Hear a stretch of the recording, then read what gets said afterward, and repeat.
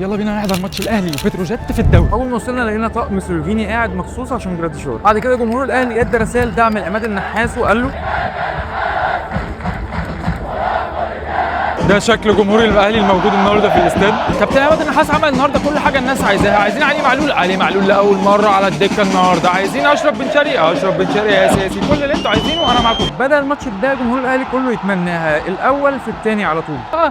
كفاره يا كابتن وسام، انت كنت مستني كولر يمشي ولا ايه؟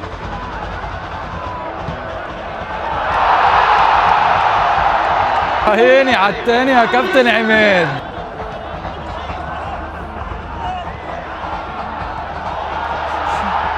يا خبر ابيض، ده هيبقى جون حلو قوي ده.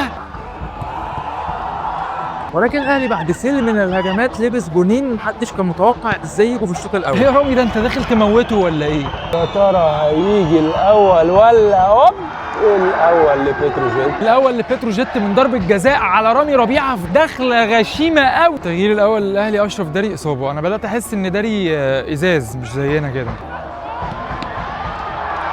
يا نهار ابيض، الجون الثاني قبل ما الشوط الاول يخلص حتى. بس استنوا امسكوا نفسكم حتى الشوط الثاني يا رجاله، مش كده. خلص الشوط الاول 2-2. انا ما تخيلتش ابدا انه ممكن يخلص بالشكل ده، بس خلينا نشوف الشوط الثاني ايه اللي هيحصل. قبل بدايه الشوط الثاني جمهور الاهلي رفع بانر مكتوب عليه جمهور الاهلي مش ناسيك، امح الدولي في جنه الخالدين.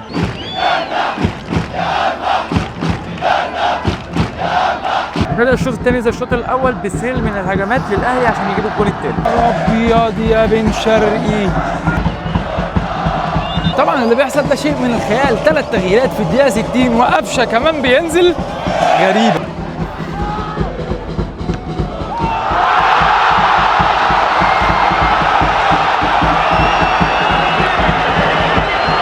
من اول لمسه كابتن جراديشار واسرته في الاستاد فوق بتحييه. وبرضه زي الشوط الاول بعد ما الاهلي اتقدم يرجع تاني يدافع وكان هيلبس جونين، طلعوا هنا على خط الجون.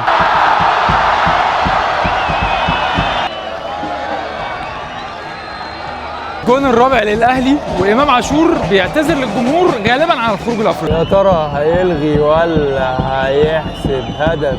امام شكله هيلغي. لغى الكوره.